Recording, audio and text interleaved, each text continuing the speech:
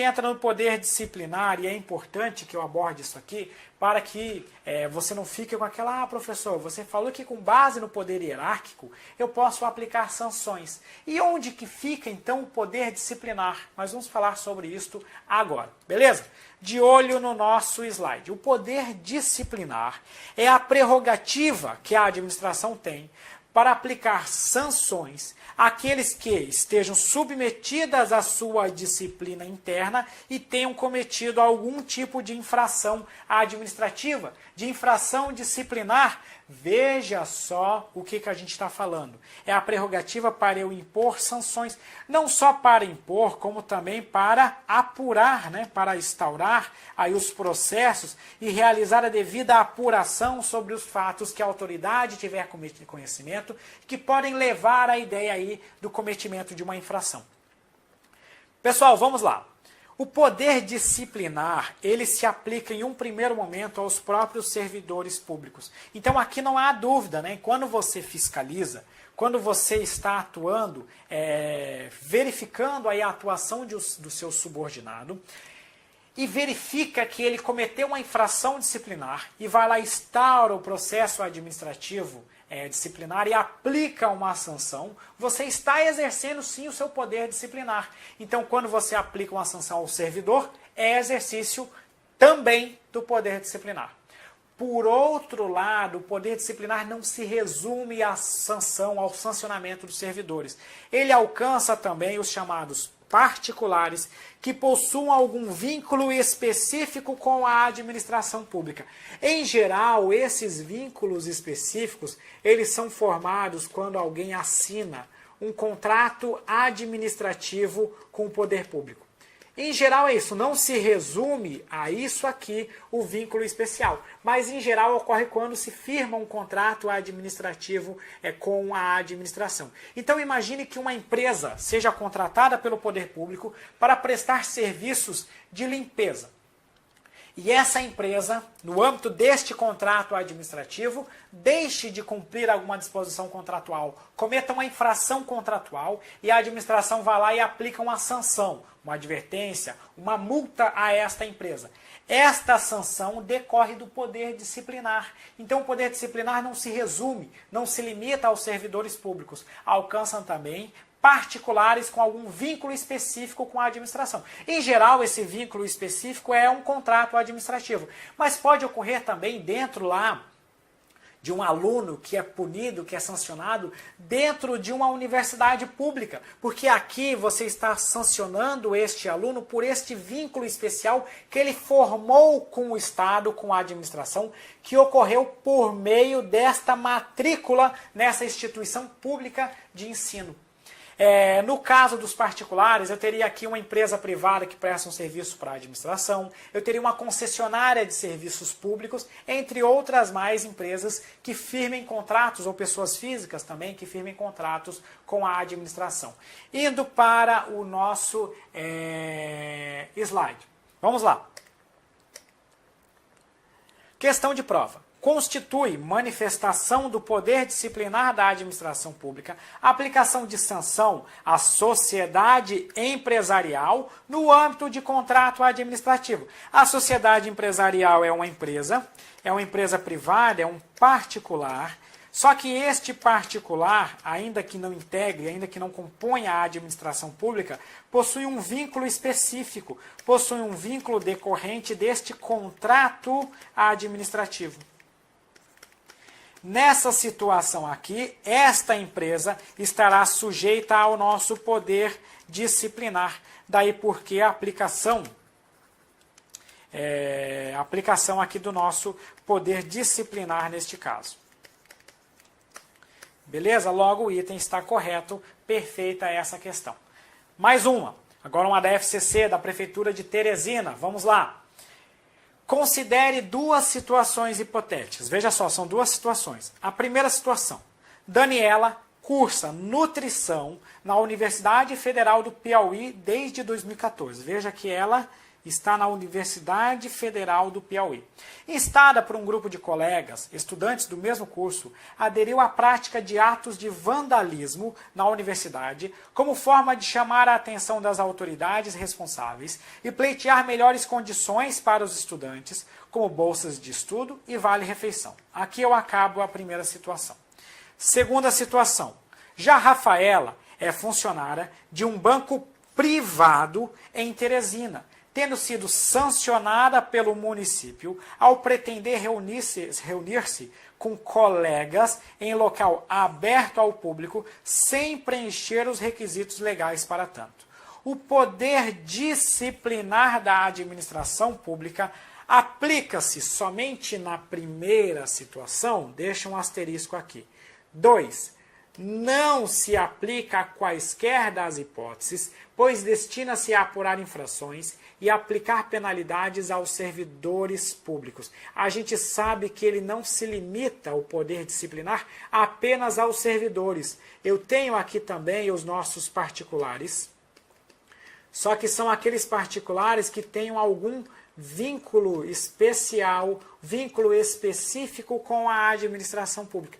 No caso Daniela, ainda que seja um particular, ela possui um vínculo com a Universidade Federal do Piauí e note que o vandalismo dela ocorreu no âmbito desta universidade. Por isso que essa conduta de Daniela trata-se de uma situação em que há aplicação, se ela for sancionada pela universidade, há aplicação também do nosso poder disciplinar. Essa questão ela não foi tão assim clara, porque na verdade ela só diz que Daniela cometeu ato de vandalismo. Agora, se ela tivesse sido presa, isso aqui não era nem poder não seria qualquer poder da administração, né? Seria o exercício punitivo do Estado. A questão ela deveria ter deixado clara que foi a universidade que aplicou uma sanção a Daniela. Ela nem falou que houve sanção. Mas a gente tem que presumir a resposta dessa questão, porque se você analisar a letra B, ela não pode estar correta, porque ela limita o poder disciplinar, ela justifica a não aplicação, dizendo que somente se aplicaria aos servidores públicos, o que estaria incorreto. Por isso que a B ela está errada. Aí a C aplica-se em ambas as hipóteses. Ela não pode se aplicar a ambas as hipóteses, tendo em vista que a atuação de Rafaela não tem qualquer vínculo com o Estado, porque o banco que ela atua é privado, é particular, não possui qualquer vínculo aqui com a administração pública. Também não poderia ser a letra D, justamente porque ela diz que vai se aplicar na segunda hipótese que a gente viu e que não há aplicação. E a letra E também, novamente, trata que vai haver a aplicação aí de ambas as situações. Em relação à discricionariedade, nós vamos comentar mais adiante. Então, por isso que a letra C, D e E estão erradas, e a letra B também está errada por limitar aos servidores públicos. Logo, a gente deduz que houve uma sanção a Daniela por parte da Universidade Federal para poder chegar ao gabarito que é a letra A. Veja só, não é a melhor questão do mundo. Ela possui aí uma falha, né, porque não diz que a universidade sancionou Daniela. Se ela tivesse sido presa, não era nem poder disciplinar, nem poder de polícia, não era nada disso. Mas a gente deduz que houve aí uma sanção pela universidade aplicada a Daniela, e aqui há um vínculo especial que alcança a Daniela, que traz ela à disciplina interna da administração pública. Ok? Voltando agora para a nossa tela. Ainda sobre o poder disciplinar, e agora já aproveitando para complementar a explicação da questão anterior, eu vou dizer o seguinte: o poder disciplinar ele não se confunde com o poder punitivo do Estado. Esse poder punitivo do Estado que eu estou falando aqui é aquele que é exercido pelo poder judiciário para punir infrações de natureza civil e penal, como, por exemplo, o cometimento de atos de improbidade administrativa, o cometimento de crimes contra a administração pública, entre outros tipos de infrações que não são delitos aí administrativos e nem são apurados nessa órbita. Então, o poder disciplinar ele se aplica dentro desse sancionamento interno, dentro da administração pública, aqueles que se sujeitam à disciplina administrativa do Estado. Estou falando dos próprios servidores servidores públicos e dos particulares que se submetem, que possuem um vínculo especial com a administração. Agora, se esse servidor ou esse particular cometeu um ato de improbidade administrativa, cometeu um crime contra a administração pública, ou outro tipo de ilícito que é apurado lá no âmbito judicial, neste caso eu estou falando do poder punitivo do Estado, que não se confunde com poder disciplinar. Poder disciplinar é a aplicação de sanções disciplinares. Advertência a um servidor público, suspensão de um servidor público, demissão deste servidor, aplicação de multa a uma empresa que firme um contrato com a administração pública. São essas as situações. Avançando ainda um pouquinho mais, eu não posso confundir o poder disciplinar com o próprio poder de polícia. O que acontece aqui? O poder disciplinar, ele alcança, pessoal, vou ser repetitivo, mas é porque tem que ser repetitivo nesse tema. Ele alcança os nossos servidores. E o poder disciplinar, ele alcança os particulares. Mas eu vou colocar aqui, ó, particulares, com vínculo especial, com um vínculo específico com a administração pública. O poder de polícia, ele alcança particulares, também, veja só, alcança também os particulares. Contudo, o vínculo aqui, eu diria que ele é geral com o Estado. É um vínculo que todas as pessoas se submetem em relação à atuação estatal. Então, quando o Estado fiscaliza uma empresa em relação ao cumprimento de normas ambientais, qualquer empresa está sujeita a essa fiscalização, independente de essa empresa ter ou não um vínculo específico com o Estado. Essa empresa não firmou qualquer contrato administrativo com o poder público, mas ela descumpriu uma norma ambiental, uma norma administrativa ambiental, e vai ser sancionada pelos órgãos administrativos competentes. Neste caso, o Estado está exercendo o poder de polícia. Imagine que uma outra empresa, ou melhor, imagine que você estava dirigindo o seu veículo automotor, você não é um servidor público, você não está atuando, exercendo a função pública, está dirigindo o seu veículo automotor além do limite de velocidade permitido, e você recebe uma multa de trânsito, uma multa administrativa. Aqui o Estado está exercendo o chamado poder de polícia, porque aqui o vínculo é geral. Todas as pessoas, independente de possuírem ou não qualquer vínculo específico com a administração pública, sendo ou não sendo servidor público, se ela ultrapassar o limite de velocidade, ela poderá sofrer uma sanção administrativa que decorre do poder de polícia. Então, trazendo aqui novamente à nossa tela, ao nosso slide. Poder de polícia, o vínculo é geral. Qualquer pessoa se submete ao poder de polícia. Já o poder disciplinar há um vínculo especial. No caso lá da questão, houve um vínculo especial porque a aluna teria sido punido no âmbito dessa relação dela. Só avançar aqui. Ela, passou um pouquinho. Só um segundo, pessoal. Ela teria sido punida pelo vínculo que ela possui com a Universidade Federal do Piauí. Foi uma questão mal elaborada? Foi por não colocar a informação que houve uma infração da universidade aplicável a Daniela, mas ela possui um vínculo especial com a administração. Então, logo, poder de polícia não se confunde com o nosso poder disciplinar. Ainda sobre o poder disciplinar, voltando a ele agora, eu tenho para dizer para vocês o seguinte: o poder disciplinar, ele admite, até determinado ponto, uma discricionariedade. Essa discricionariedade, essa margem de liberdade, ocorre principalmente na gradação e escolha da penalidade a ser aplicada. Então, quando determinada pessoa descumpre, cumpre uma infração administrativa, viola um dever funcional e por isso ela é punida pela administração pública, muitas vezes a autoridade vai chegar e vai analisar aquela conduta e vai ver, olha só, dentro do rol de infrações, eu posso enquadrar essa conduta ou nesse dispositivo aqui.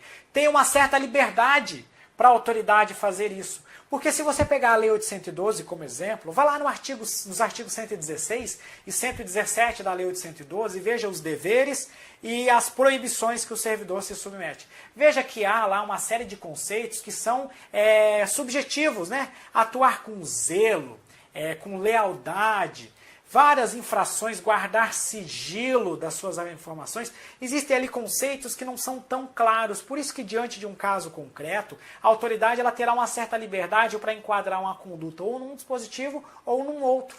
E com isso ela poderá graduar a pena, a sanção que será aplicada ao servidor. A sanção será de 30 dias, de 90, de 60. Então há essa liberdade. Contudo, não existe liberdade quanto ao dever de punir. Uma vez comprovado que o servidor cometeu uma infração, eu tenho o dever de aplicar uma sanção a ele. Eu tenho o dever de puni-lo. Eu não posso simplesmente deixar de aplicar uma sanção. Tenho liberdade de escolha na graduação da pena? Tenho. Mas eu tenho a obrigação de punir este servidor. Então, por isso que há uma certa discricionariedade, mas é uma discricionariedade que é limitada, que se aplica na graduação e escolha da penalidade, mas não se aplica quanto ao dever, a obrigação de punir este servidor. Vamos lá. Poder disciplinar e poder hierárquico. E agora entra aqui o ponto que muita gente está se perguntando. Professor, a aplicação de sanções decorre do poder disciplinar ou decorre do poder hierárquico? Eu vou dizer para vocês que depende do ponto de vista. Vamos lá. O poder disciplinar, ele pune o cometimento de infrações. O poder hierárquico, num conceito, ele diz que, eu posso dizer que ele distribui e escalona as funções administrativas. O poder hierárquico, ele se insere muito na ideia de organização da administração pública. Aí agora avançando aqui, dentro dessa relação que eu falei para vocês, eu posso dizer o seguinte: a aplicação de infrações disciplinares decorre de forma imediata, de forma direta, do nosso poder disciplinar. Por outro lado, ela decorre de forma mediata, ou seja, de forma indireta, do meu poder hierárquico. Só que aqui eu estou tratando dos nossos servidores, veja só, anota aí, dos nossos servidores públicos. E depois eu vou exemplificar isso aqui para vocês com uma questão de prova. Por outro lado, se eu estiver tratando de infrações administrativas cometidas por particulares que possuem um vínculo específico, aqui eu somente terei a aplicação do poder disciplinar, porque nessa situação não ocorre hierarquia entre a administração pública e o particular. Então, o poder hierárquico, ele fundamenta a aplicação de sanções aos servidores públicos. Então, eu tenho aqui tanto a aplicação do poder disciplinar quanto o poder hierárquico. A professora Maria de Pietro, ela diz que a capacidade disciplinar decorre do poder hierárquico, porque há uma relação organizacional da administração pública. Se você pegar lá o artigo 141 ou 142, não lembro direito agora, da Lei 812, você vai ver que tem um conjunto de autoridades que possuem atribuições, possuem competências para impor sanções. E quando você lê esse artigo da Lei 812, você vai ver o seguinte, olha só. O chefe do Poder Executivo pode aplicar sanções a servidores do Poder Executivo. O ministro de Estado, que é a autoridade imediatamente superior, imediatamente abaixo, quero dizer, do chefe do Poder Executivo, o ministro de Estado pode aplicar sanções aos servidores que estão dentro do seu ministério ou de órgãos subordinados. Eu quero dizer para vocês que o ministro da Saúde não pode aplicar uma sanção a um servidor do Ministério da Educação, porque não existe subordinação entre eles. Então, por isso que eu posso afirmar, sim, que o poder para impor uma sanção a um servidor público decorre também do poder hierárquico. Porque se não existe hierarquia, eu não posso impor sanção ao servidor público. Agora, quando eu estou falando de particulares que se submetem à disciplina interna da administração pública, eu não tenho relação hierarquizada. Aí decorre única e exclusivamente do poder disciplinar. Então, com isso, a gente tem esse panorama que resume essa visão das bancas de concursos em relação ao tema. Agora, vamos lá para a gente entender como isso pode cair em prova. O processo disciplinar, veja só o que a FCC está me afirmando. Se você não entendeu, agora você vai entender. Veja só. O processo disciplinar é derivado dos poderes. Quais poderes que decorre o processo disciplinar?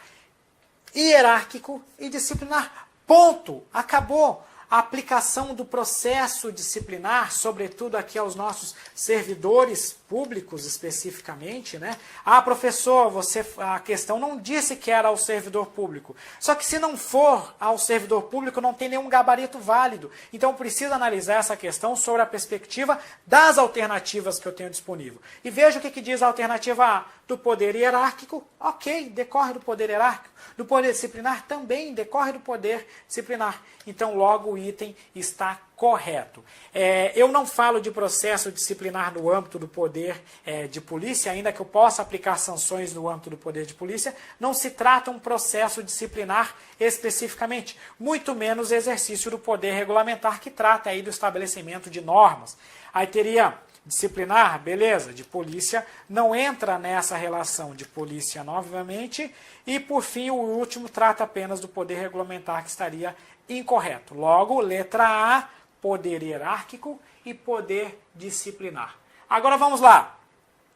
Próxima questão, a questão do TCE do Pará, de 2016. A prerrogativa da administração de impor sanções a seus servidores, independentemente de decisão judicial, decorre imediatamente do poder disciplinar, imediatamente do poder hierárquico. É o que eu falei para vocês. Poder disciplinar aplica-se de forma direta, de forma imediata, quando eu aplico uma sanção a um servidor público. Agora, o poder hierárquico, do qual decorre o poder disciplinar, ele aplica-se de forma indireta, ou como a questão, como a doutrina costuma falar, de forma mediata, quando eu faço a aplicação de uma sanção a um servidor público. Logo, este item está correto, está de acordo com as nossas disposições doutrinárias sobre o tema.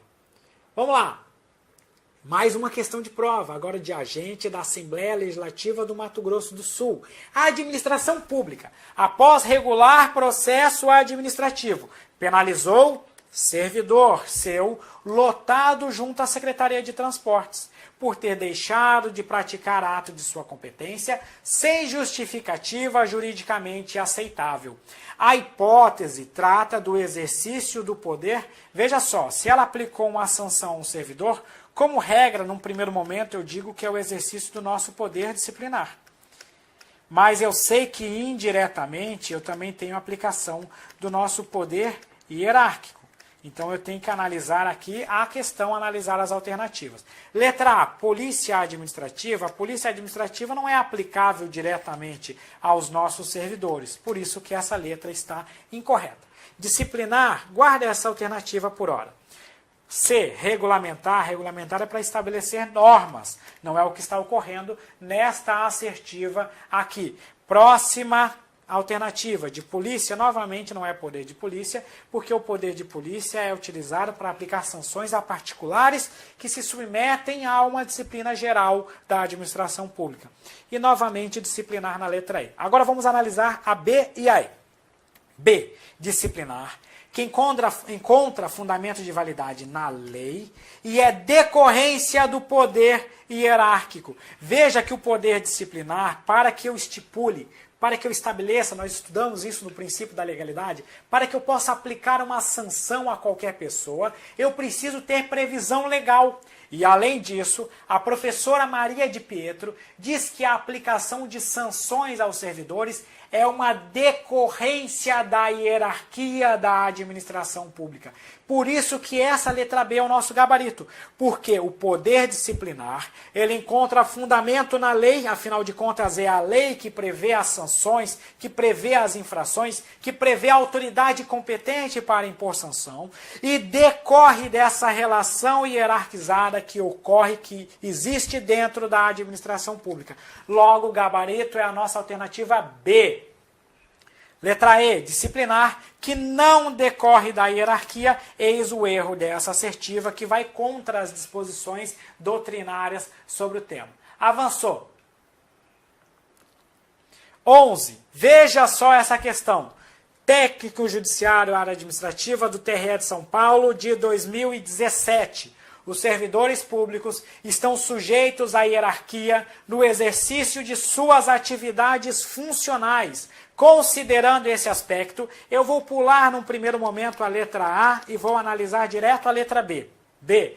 Submetem-se ao poder de tutela da administração, que projeta efeitos internos sobre órgãos e servidores e externos, atingindo relações jurídicas, contratuais, travadas com terceiros. O poder de tutela da administração é aquele que se insere dentro do controle da administração direta sobre a indireta. Portanto, não se trata, neste caso, de um efeito interno, como está dizendo a questão, porque trata da relação da administração direta sobre a indireta. Logo, a letra B está errada. C. Conclui-se que o poder hierárquico é premissa para o poder disciplinar, ou seja, este somente tem lugar onde se identificam relações jurídicas hierarquizadas. Veja que eu comentei com vocês anteriormente que o poder disciplinar ele fundamenta também a aplicação de sanções aos particulares. E falei mais,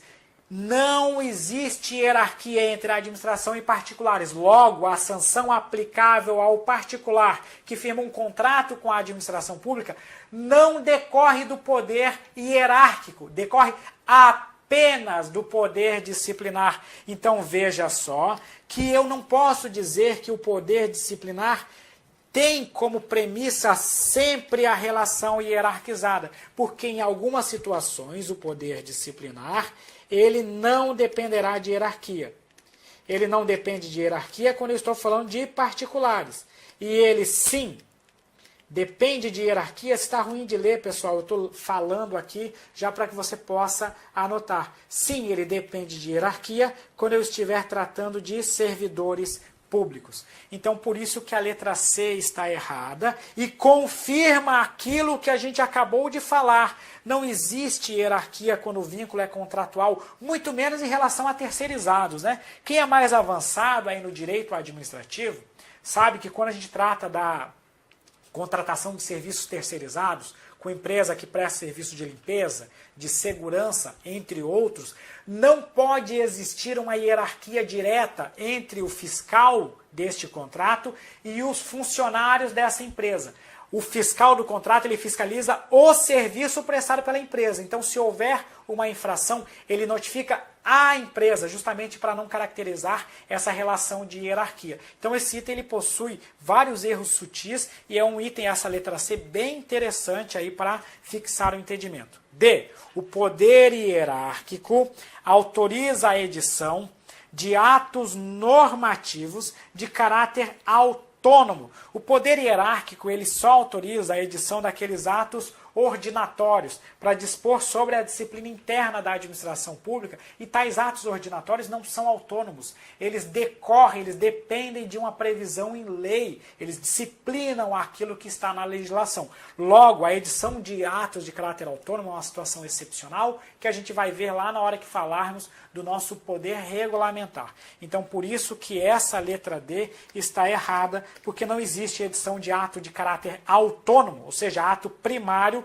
quando eu trato do poder hierárquico. E somente o poder hierárquico, veja só, somente o poder hierárquico e o poder disciplinar produzem efeitos internos na administração pública, tendo em vista que o poder de polícia e o poder regulamentar, nós vamos estudar isso mais à frente, visam a produção de efeitos na esfera jurídica de direito privado, não podendo atingir a atuação de servidores públicos. Na verdade, o que ocorre quando eu trato do meu poder de polícia, No exercício do poder de polícia, eu posso editar atos normativos de polícia. E também no próprio exercício do poder regulamentar, eu edito também atos normativos. Esses atos, em geral, eles alcançam terceiros, alcançam particulares, só que eles também disciplinam, de alguma forma, a atuação dos servidores públicos. Imagina uma portaria da Receita Federal que estabeleça os critérios em relação aí à análise, né, da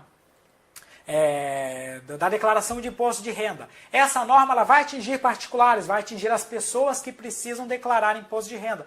Mas ela também atinge os próprios servidores da Receita que precisam observar tal norma na hora de tratarem, de elucidarem essa declaração de imposto de renda. Então, por isso que eu não posso dizer que é exclusividade do poder hierárquico e do poder disciplinar produzir efeitos internos, já que outros atos também podem, atos de polícia e atos do poder regulamentar também podem eventualmente atingir a disciplina interna da administração pública. Aí sim a gente vai para a letra A, que foi muito bem elaborada aí pela nossa FCC. A letra A vai dizer o seguinte: o poder, submetem-se ao poder de tutela, ou melhor dizendo, a letra A aqui em cima, desculpem, o poder disciplinar a que estão sujeitos é decorrente dessa hierarquia. Veja que a questão está falando dos servidores públicos. Letra A. O poder disciplinar a que estão sujeitos é decorrência dessa hierarquia. Veja que eu estou falando de servidores públicos aqui em cima, né? Estou falando dos próprios servidores públicos. Então eu sei que quando eu aplico uma sanção aos servidores públicos, eu tenho uma aplicação também dessa relação hierarquizada.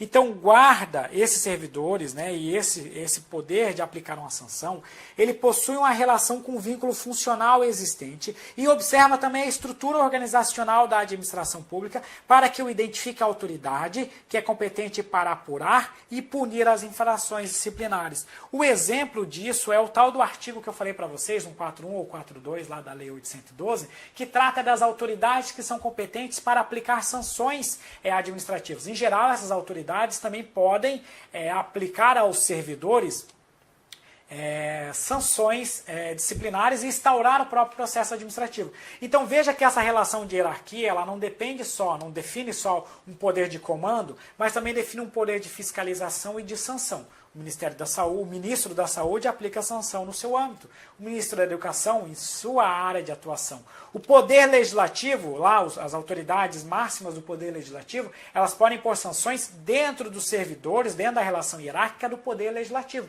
mas não aplicam a sanção disciplinar a um servidor do Poder Executivo. Então veja que dentro dessa perspectiva, essa questão é brilhante, porque de fato o poder disciplinar, que está sujeito aí ao servidor, decorre da hierarquia e essa situação guarda relação com o vínculo funcional que existe dentro da estrutura organizacional da administração pública, como forma de eu saber quem é a autoridade que é competente para apurar e também para punir as infrações disciplinares. Com isso, o gabarito é a nossa letra A. Então, agora vamos para outra questão, agora de analista judiciário, área judiciária, também do TRE de São Paulo, uma questão de 2017. Vamos lá. Suponha que o secretário de Transportes de determinado estado tomou conhecimento, por intermédio de matéria jornalística, da existência de longas filas para carregamento dos cartões, de utilização dos trens administrados por uma sociedade de economia mista vinculada à pasta. Veja que eu estou falando do secretário de Transporte e ele está falando da atuação de uma sociedade de economia mista. Diante dos fatos apurados, decidiu avocar para a área técnica da Secretaria algumas atividades de gerenciamento e logística desempenhados por uma das diretorias da referida empresa. Fundamentou sua decisão no exercício dos poderes hierárquico e disciplinar, considerando a situação narrada. Olha só, pessoal, olha que ponto interessante dessa questão. Poder hierárquico entre a secretaria, ou seja, a administração direta, e a sociedade de economia mista que está na administração indireta, existe isso? Não. Não existe poder hierárquico nessa situação. Não há hierarquia entre a atuação da administração direta sobre a administração indireta.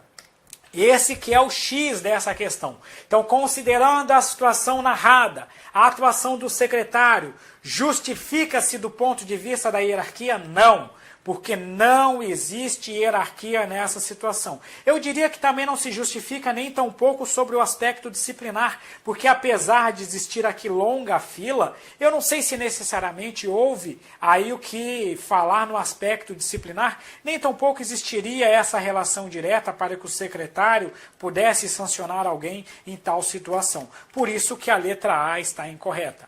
B.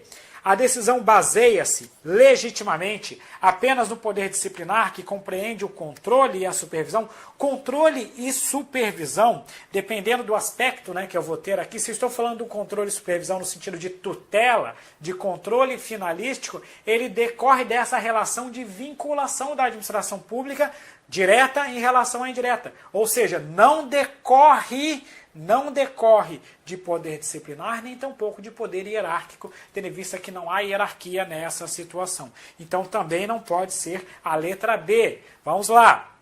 Descabe a invocação dos poderes citados, sendo certo que a atuação da secretaria deve se dar nos limites do poder de tutela. Exatamente. Não há que se falar em poder disciplinar, não há que se falar em poder hierárquico em tal situação, porque não existe relação de hierarquia, nem tampouco há que se falar em infração nessa situação a ser apurada pela administração direta sobre a atuação da administração indireta. Aqui o que você deve ter é um controle ou uma tutela exercido dentro deste poder de tutela, deste poder de supervisão ministerial, de controle finalístico. Logo, a letra C constitui o gabarito desta assertiva. Vamos lá! D. A decisão somente será justificável sob o fundamento do poder hierárquico. Mais uma vez, eu não vou nem avançar com o restante da questão, porque não há hierarquia. E E. A decisão extrapolou a competência disciplinar, que somente pode ser exercida para corrigir desvios na organização administrativa da entidade. Também não há que se falar aqui em competência disciplinar em tal situação, entre a administração direta e indireta, daí porque a letra E também está errada. Gabarito letra C. Mais uma questão, agora procurador da Prefeitura de Campinas, de 2016. A desconcentração e a descentralização são formas de organização administrativa para o exercício das funções executivas. Em relação aos poderes da administração, e essa forma de organização tem-se que o poder hierárquico manifesta-se presente nas relações de desconcentração. Lembro que a desconcentração ocorre dentro da estrutura da mesma pessoa jurídica. Logo aqui eu tenho sim a presença de uma estrutura, de uma relação hierarquizada. Beleza? Porque há relação de subordinação entre os órgãos da administração e a administração central, o que não se aplica com as relações travadas entre esta e os entes da administração indireta, ainda que se evidencie poder de tutela. Veja que item brilhante. O poder hierárquico ele ocorre quando há desconcentração. Perfeito, isso mesmo. Porque tem subordinação entre os órgãos da administração e a administração central. Eu quero dizer que a Secretaria da Receita Federal, que é um órgão da administração pública, se insere dentro dessa estrutura hierarquizada, submetendo-se aí à administração central, à hierarquia dessa estrutura administrativa.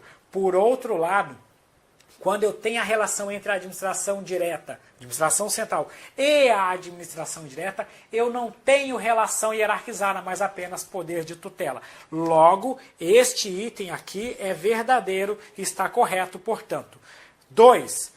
A desconcentração não se relaciona com o poder discricionário, aqui já avança um pouquinho mais do que a gente está vendo, da administração pública, porque é restrito à administração central, né? Tem até um erro de digitação aqui. Tendo em vista que os órgãos, isso da própria banca, né, obviamente, tendo em vista que os órgãos da administração não são dotados de autonomia e personalidade jurídica própria, características que devem estar presentes para o exercício das atribuições inerentes àquele poder.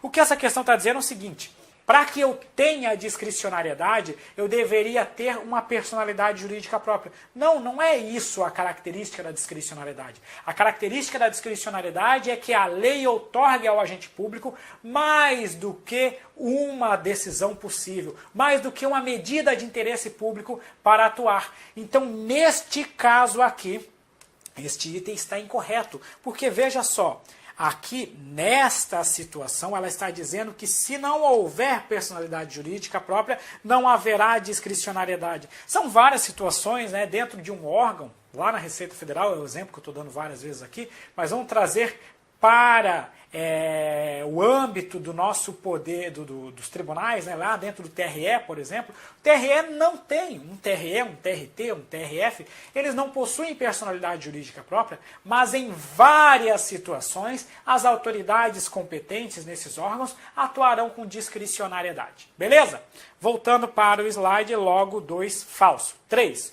O poder hierárquico mostra-se presente tanto na desconcentração quanto na descentralização. Descentralização envolve mais de uma pessoa jurídica. E eu não tenho hierarquia entre pessoas jurídicas diferentes.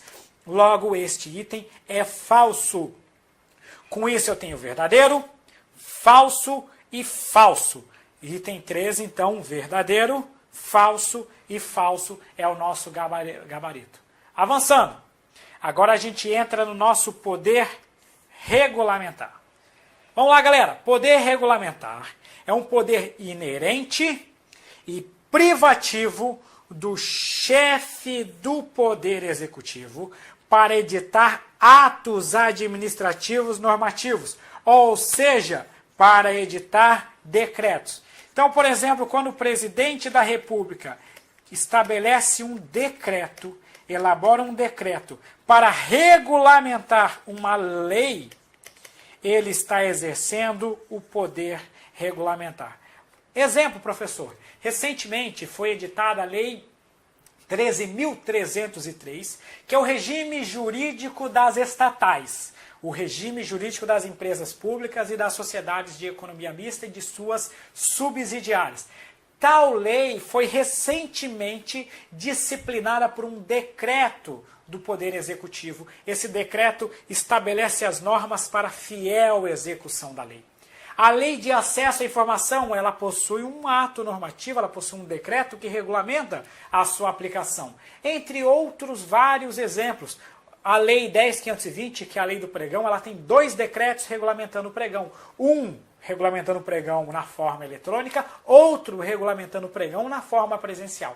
Então existem N situações, N exemplos de edição de decretos pelo chefe do Poder Executivo para dar fiel execução às leis. Mas nós vamos ter que aprofundar muito esse tema porque tem muita coisa para a gente ver.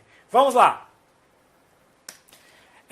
Ainda sobre o poder regulamentar, é importante que a gente diferencie poder regulamentar de poder normativo. Normalmente, as bancas prevêem no edital e prevêem nas questões apenas o poder regulamentar. Só que o poder regulamentar é a edição de atos secundários, atos administrativos normativos, somente pelo nosso chefe.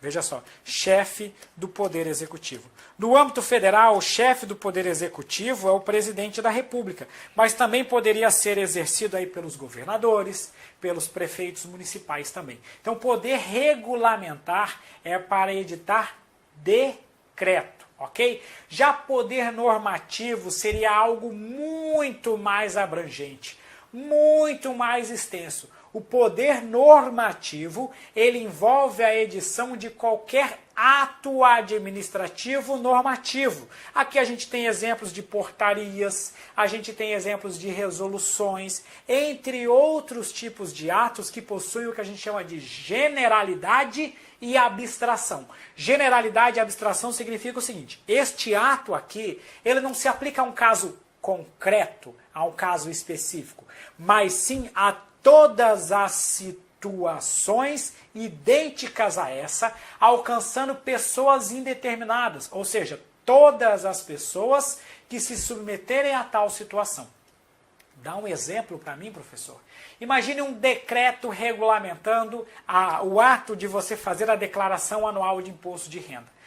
Esse decreto vai lá, a lei vai lá e estabeleceu a obrigatoriedade de você apresentar anualmente o imposto de renda, e vem um decreto e diz o seguinte, olha, quem tiver que fazer a declaração, todas as pessoas que tiverem que fazer a declaração, terão que apresentar a declaração neste formato aqui, nessas condições. Veja que está aplicando a todos aqueles que tiverem que declarar imposto de renda e a todas as situações que eles se submeterem. Ou seja, são situações indeterminadas e destinatários indeterminados. Então, o ato normativo é qualquer ato secundário, qualquer ato administrativo normativo, e isso a gente tem vários. Já o poder regulamentar é somente aquele editado, exercido pelo presidente da República. Ok? De olho na nossa tela. Presidente da República não, melhor dizendo, pessoal, para não ficar confuso, pelo chefe do Poder Executivo. Pode ser o presidente da República no âmbito federal, mas também a gente vai ter os governadores nos estados e no Distrito Federal e os prefeitos dos municípios. Todos eles podem exercer de fato aí o nosso poder regulamentar. De olho na tela e vamos lá.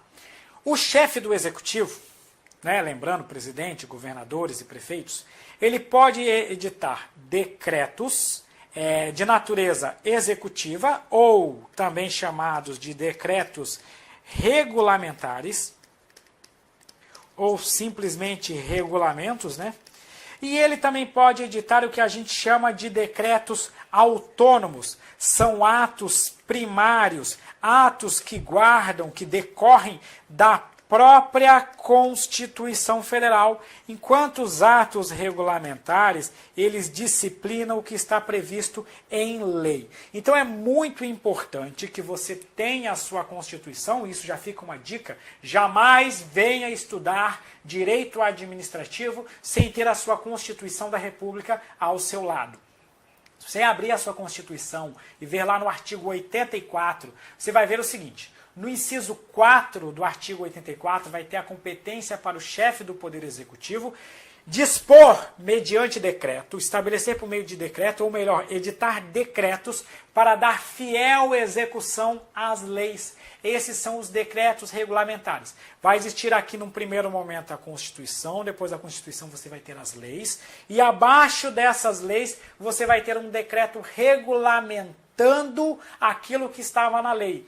Vai ter uma lei dispondo sobre o acesso à informação. Vai vir um decreto explicando, esmiuçando essa lei de acesso à informação.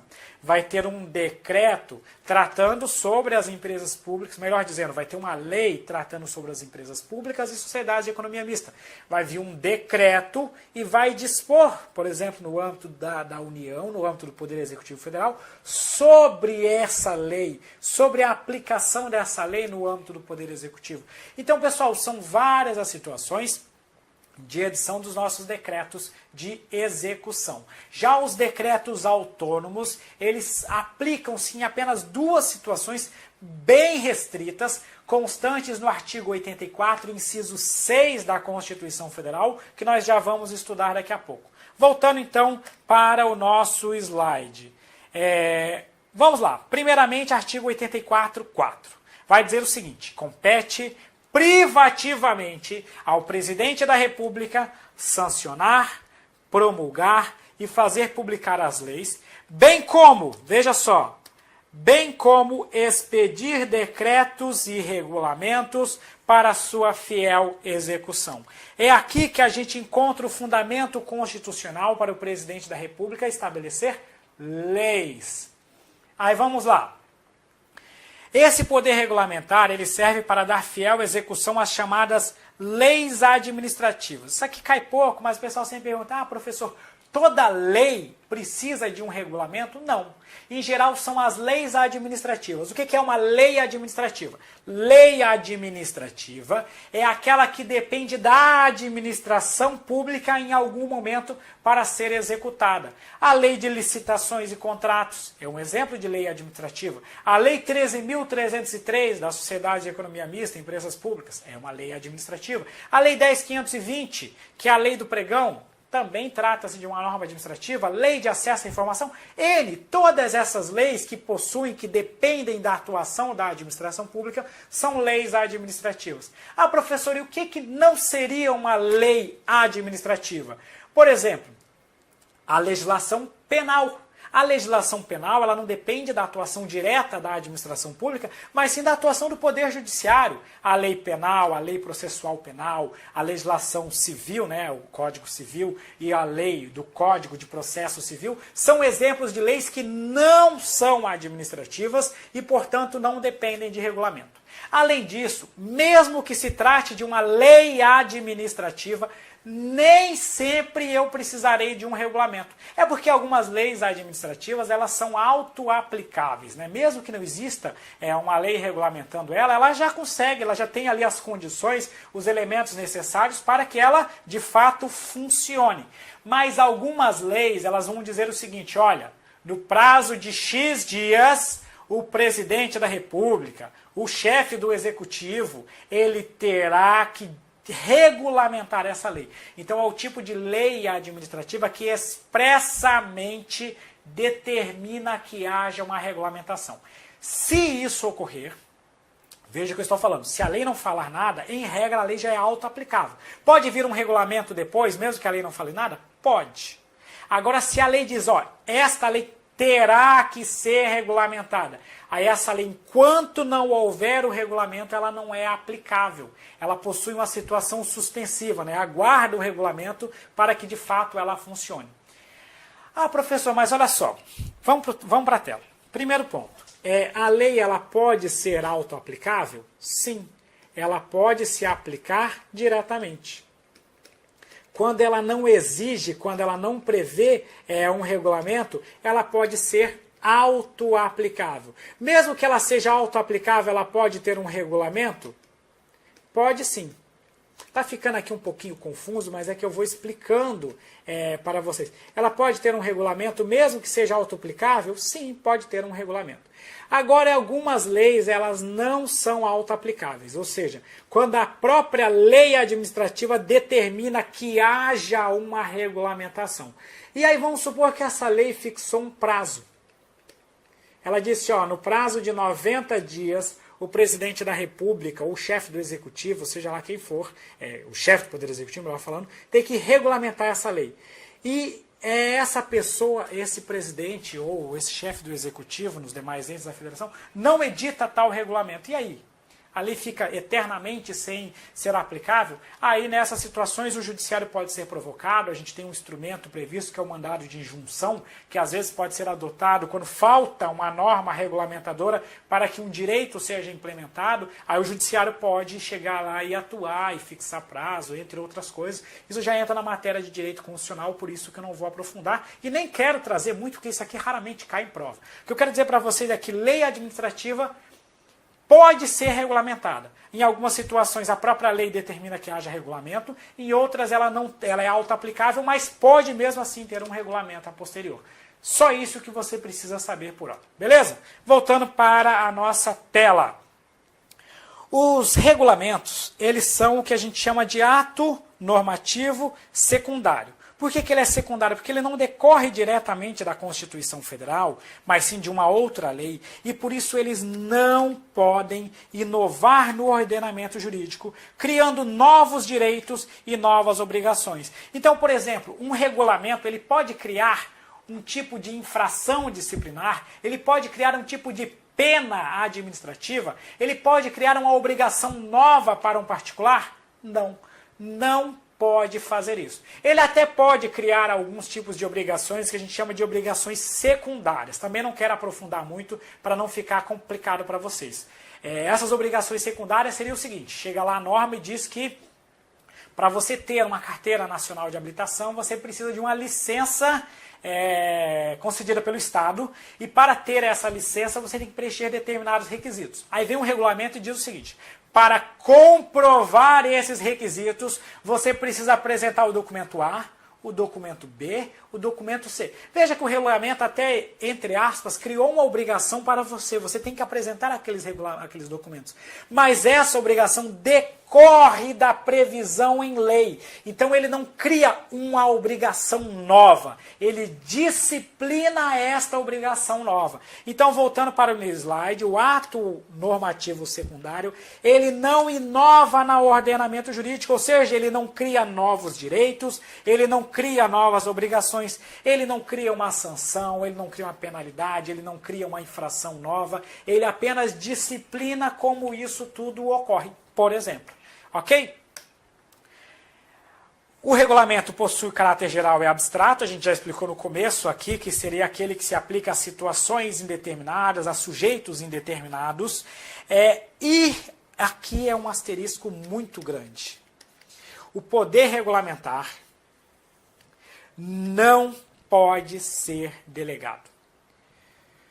A doutrina fala que o poder regulamentar não pode ser delegado. A gente vai comentar sobre isso mais à frente.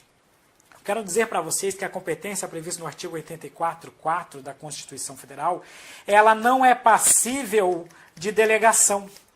Essa atribuição ela tem que ser exercida pelo chefe do Poder Executivo.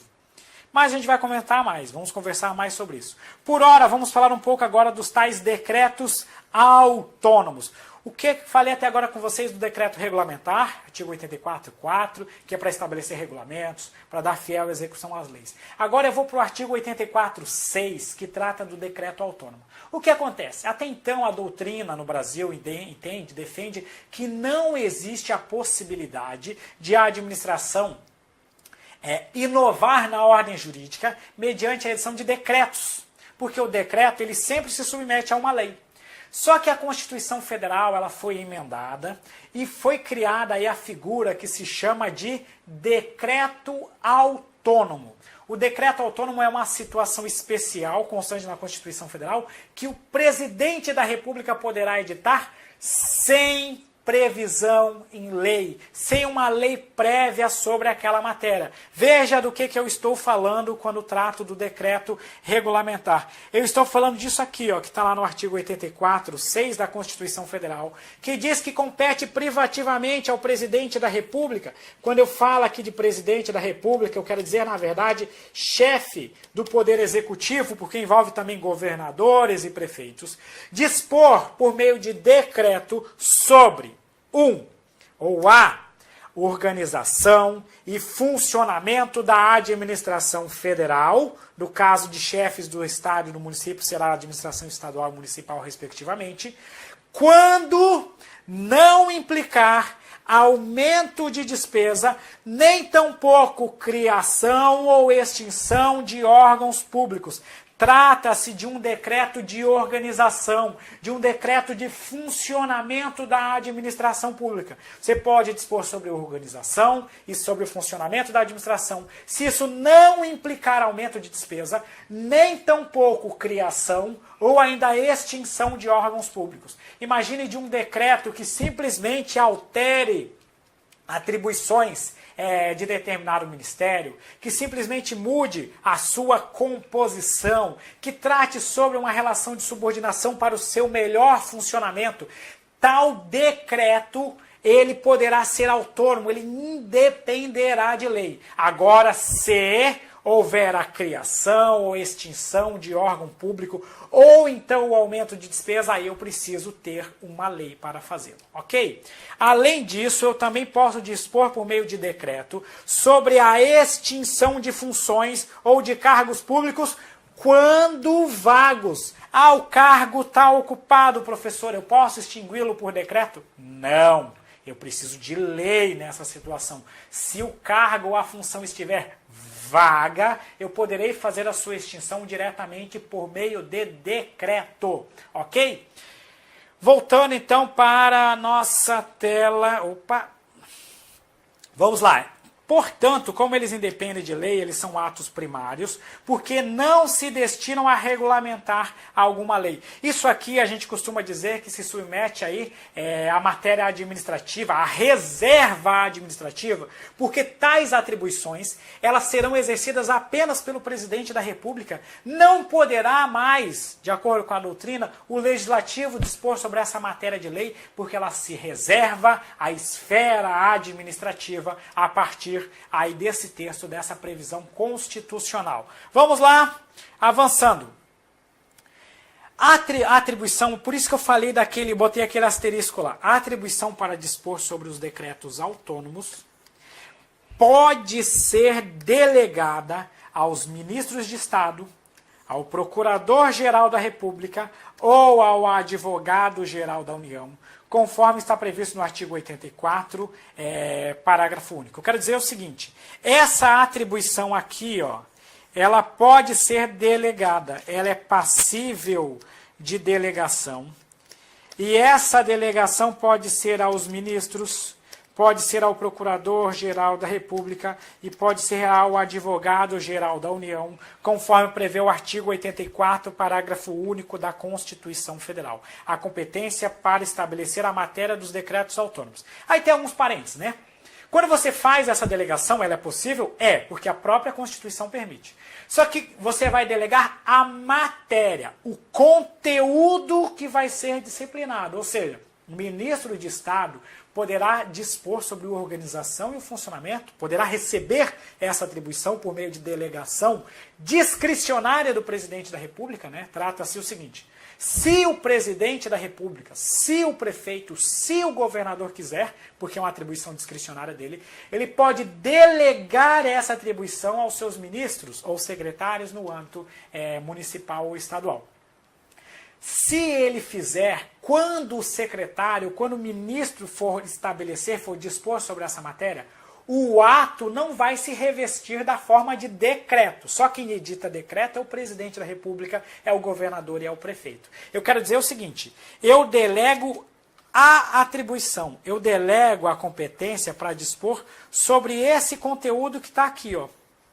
Só que a forma de edição, quando for feita lá pelos ministros, pelo Procurador-Geral da República e pelo nosso Advogado-Geral da União, ela não vai tomar a forma de decreto. Vai tomar a forma própria, dos atos normativos de competência dessas autoridades, ok? Esse é um primeiro parênteses. Agora, vamos para a tela, porque esse assunto tem que ser detalhado também em alguns outros aspectos.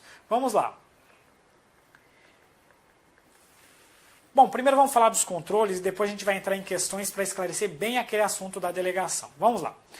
Os atos regulamentares, como eu disse para vocês, eles não podem, em regra, inovar na ordem jurídica. Por isso que o Congresso Nacional aqui é o que a gente chama de poder legislativo. Quem pode legislar, em regra, é o poder legislativo. Então, quando o presidente da República exorbitar do seu poder regulamentar, ou seja, tratar de matéria que não deveria se submeter ao regulamento, que deveria ser matéria disposta em lei, o Congresso Nacional ele pode chegar e proteger a sua atribuição, que é a atribuição legislativa, e sustar. Sustar é tirar o efeito deste ato. O Congresso Nacional pode sustar os atos normativos do Executivo que exorbitem do poder regulamentar. Seria um ato normativo que criasse normas novas, criasse direito novo sem poder fazer. O próprio Poder Judiciário também pode exercer um controle de legalidade sobre esses regulamentos. Até mesmo a própria administração pública, com base no seu princípio, no seu poder de autotutela, pode anular estes atos ilegais. Porque um ato normativo, ele é uma espécie, né, ainda que não seja no aspecto material, mas é uma espécie de ato administrativo. E se submete à lei. Imagine que a lei disse que você pode aplicar uma sanção de até 90 dias, suspensão de 90 dias. E vem um regulamento e diz o seguinte, a autoridade poderá aplicar uma sanção de até 120 dias. Veja que o regulamento está contrariando, está extrapolando o que está previsto na norma legal. Neste caso, o regulamento é ilegal, porque ele está subordinado à lei. Então, o judiciário, mediante controle de legalidade, pode declarar a nulidade deste ato normativo. Mas não é só o judiciário, a própria administração pública pode fazer isso com base no seu poder de autotutela. Sobre a ação direta de inconstitucionalidade, ou seja, quando há um controle concentrado de constitucionalidade, que é matéria que é de competência, aí que o controle concentrado seria estudado lá no âmbito do nosso direito constitucional, eu não vou entrar em maiores detalhes por isso. Se houver um conflito com a lei, ou seja, o regulamento, ele está contrariando a lei. A gente sabe o seguinte, o regulamento ele é um ato normativo. E este ato normativo ele deve guardar, ele deve respeitar a lei. Se a ilegalidade for em relação à lei, nesta situação não caberá controle concentrado de constitucionalidade, não caberá ação direta de inconstitucionalidade em tal situação. Agora, se eu estiver tratando de um ato administrativo, um ato normativo autônomo, ou seja, um ato que ofende diretamente a Constituição Federal, aí sim há que se falar em controle concentrado de constitucionalidade. Beleza? Então, essa que é a relação do controle desses atos regulamentares. Em regra, o ato regulamentar, o regulamento, ele ofende a lei. Quando ele ofende a lei, trata-se de controle de legalidade. Então, nessa situação, caberá ao judiciário declarar a ilegalidade dessa norma, mas não em controle concentrado de constitucionalidade. Agora, se a norma for autônoma, se for um decreto, um ato normativo autônomo, ofendendo diretamente o texto constitucional, aí sim eu poderei fazer um controle direto de constitucionalidade, mas sem entrar aqui em maiores detalhes, porque isso já é matéria de direito constitucional. Beleza? Voltando agora para o nosso slide, questão de prova, e vamos lá, auditor da FUB de 2015, uma questão do CESP. Vamos lá. No Brasil, apenas excepcionalmente se admite ato normativo primário no exercício do poder regulamentar da administração pública. Exatamente. O exercício do poder regulamentar, por meio da adoção de um ato normativo primário, ocorre apenas na edição dos nossos decretos autônomos. Logo, nessa situação aqui, da edição de decreto autônomo, ela é uma situação excepcional. Ela é uma situação que ocorre em casos específicos, em casos restritos, constantes no nosso artigo 84, 6 da Constituição Federal. Logo, este item está correto. Próximo item. 15, uma questão agora do TCM de Goiás, de 2015. Suponha que o governador do estado de Goiás pretenda implementar medidas de reestruturação administrativa, extinguindo alguns órgãos e também entidades da administração indireta. Veja só, ele vai extinguir órgãos, extinguindo alguns órgãos e entidades da administração indireta e fundindo algumas secretarias, bem como extinguindo cargos vagos. De acordo com as normas que disciplinam a organização administrativa constante na Constituição Federal. Vamos lá, vamos analisar essa questão aqui. A. Todas as medidas poderão ser implementadas por ato do chefe do Executivo mediante decreto? Não, porque a extinção de entidades e órgãos, ela não pode ocorrer por meio de decreto. Ela depende, na verdade, da edição de leis. Na verdade, assim, a edição, quando eu estou tratando lá de uma sociedade de economia mista, de uma empresa pública, eu tenho que ter uma lei para autorizar a extinção. Depois essa extinção vai ocorrer por atos complementares. Mas não é isso que a gente está tratando aqui na questão. O que a questão está tratando é o que está lá no artigo 84, 6 da Constituição Federal, que diz que a extinção depende, se isso não implica, a organização e o funcionamento pode ocorrer por meio de decreto, desde que não implique aí na extinção desses órgãos públicos. Logo, este item aqui, a letra A, está errada, porque o primeiro que está falando da extinção de órgãos e entidades está incorreto. B. Todas as medidas somente poderão ser implementadas por lei. Está errado porque a segunda medida, que trata assim, extinção de cargos vagos, ela pode ocorrer por decreto. C. Extinção de cargos vagos necessita de lei específica, então já marco essa assertiva como errada.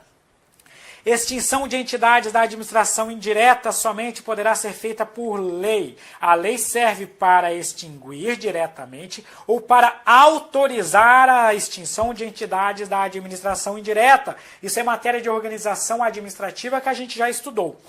E A extinção de órgãos, de entidades e órgãos, depende de lei. Perfeito. A lei para extinguir o órgão, então para autorizar aqui a extinção ou extinguir diretamente a entidade, enquanto a extinção de cargos vagos pode ser feita por meio de decreto do Executivo, a aplicação aqui dos nossos decretos autônomos. Perfeito, gabarito letra E.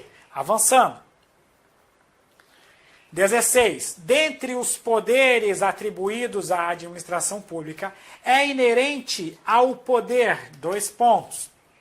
Veja só que aqui já é uma questão mais geral. Regulamentar a possibilidade de criar direitos e obrigações aos administrados, sempre que houver lacuna na lei disciplinando determinado tema. Veja que a lei, ela não serve para o decreto, ele não serve para preencher lacunas. Existe um instrumento que a gente não vai chegar a abordar aqui de forma mais aprofundada, que seria o tal do regulamento delegado, né? Que em algumas situações, quando a gente está tratando aqui de órgãos de atividade estritamente técnica, como ocorre com as agências reguladoras, elas podem receber uma delegação para dispor sobre determinada matéria, e aqui elas poderiam até mesmo preencher algumas lacunas legais, ainda que haja bastante discussão sobre a possibilidade ou não de fazer isso. Mas a regra é que o regulamento ele não serve para preencher lacuna, ele serve para disciplinar o que já está previsto em lei, ok? Então o regulamento ele não serve para preencher lacuna. B. Regulamentar a competência do Executivo, o poder regulamentar, a competência do Executivo para editar ato normativo, explicitando os deveres e direitos que tiverem sido instituídos por meio de lei. Até aqui, perfeito. Admitindo-se, inclusive, a delegação dessa atribuição. Guarda com asterisco essa aqui, porque a gente já vai voltar para essa letra B. C. Disciplinar a restrição de seu alcance para atingir apenas servidores e desde que possuam um vínculo funcional. Veja que ele está falando que, dentre os poderes, a administração é inerente ao poder disciplinar a restrição de seu alcance para atingir apenas servidores e desde que possuam um vínculo funcional adquirido mediante concurso com a administração. A letra C possui 2 erros. Primeiro, que o poder disciplinar não se aplica apenas aos servidores, alcança também os particulares, sujeitos à disciplina interna da administração. E segundo, porque o poder disciplinar não alcança apenas os servidores que prestaram o concurso público, ou seja, aqueles que são efetivos. Ela alcança também aqueles que ocupam cargos em comissão, aqueles que não se submetem à prévia aprovação em concurso público. Então, por isso que a letra C é totalmente errada. D. Ao poder hierárquico, a possibilidade de imposição de penalidades aos servidores e administrados. Não há hierarquia em relação aos administrados, logo não pode ser também a letra D. E. Disciplinar, ao poder disciplinar, a precedência de relação de hierarquia para fundamentar e delimitar o âmbito de aplicação de medidas punitivas. Essa alternativa aqui é bem confusa. Ela vai falar o seguinte, ó, dentre os poderes atribuídos à disciplina da administração pública, é inerente ao poder disciplinar a precedência de relação de hierarquia para fundamentar e delimitar o âmbito de aplicação de medidas punitivas. Teria, no meu ver, 2 motivos para o erro dessa letra E. O primeiro, que ele dá a ideia de que você necessariamente teria que ter hierarquia para aplicar uma sanção. E o segundo, que ele fala o seguinte, fundamentar e delimitar o âmbito de aplicação de medidas punitivas. Quando ele fala de delimitar, ele está dando uma ideia aqui de estipulação de novas medidas punitivas. E para você delimitar e fundamentar uma medida punitiva, isso é uma matéria reservada à lei. Então não se trata de exercício do poder disciplinar. Quem cria medidas punitivas, quem fundamenta as medidas punitivas é a lei. Ela que é o ato que cria as infrações e cria as punições. Então, sobre essa perspectiva, a letra E está errada. Sobrou apenas, eu vou até apagar aqui, a nossa letra B. E que, no meu ponto de vista, é uma questão extremamente mal elaborada e que, no meu ponto de vista, eu marcaria ela apenas por exclusão. Por que ela está falando aqui da delegação no final? Porque lá no âmbito dos decretos autônomos, eu estou falando somente do decreto autônomo, eu admito a delegação. Então, para dispor sobre decreto autônomo, a Constituição prevê no artigo 84.6, combinado com o artigo 84, parágrafo único, a possibilidade de delegação para aquelas atribuições para dispor sobre a organização e funcionamento da administração pública, ou então para extinguir cargos públicos vagos. Essa situação é que pode sim ser delegada. Por isso que a FCC colocou lá na letra B essa possibilidade de delegação. Mas onde é que está? Por que no meu ponto de vista esse item também estaria errado? Porque ele fala em explicitando deveres e explicitando direitos. E tal matéria, explicitar deveres e direitos, é competência de lei e vai ser disciplinada por meio de regulamentos executivos. Aqui eu não estou falando da edição do decreto autônomo. Então, em tal situação, não haveria essa possibilidade de delegação. A FCC pode ter dado esse item correto sobre duas perspectivas. Uma, considerando o decreto autônomo, que admite delegação, por isso que seria, assim, a letra B. Ou dois, numa segunda situação, considerando aqueles regulamentos delegados que eu acabei de falar, que permite que o poder legislativo delegue a determinados órgãos técnicos a competência para dispor sobre matérias estritamente técnicas, como ocorre com as agências reguladoras. Só que aqui não seria exercício do poder regulamentar, seria exercício de um poder normativo. Então, por isso que, para mim, as duas possibilidades de justificar essa questão seriam refutáveis. Ah, professor, cabe recurso? Cabia, né? Porque isso aqui já é gabarito definitivo, então a gente tem que tentar aprender com a FCC, aprender esse estilo dela, em que pese para mim essa questão aqui, a letra B, seria no máximo a menos errada. Gabarito, então, letra B, a contrário senso. Avançando. 17.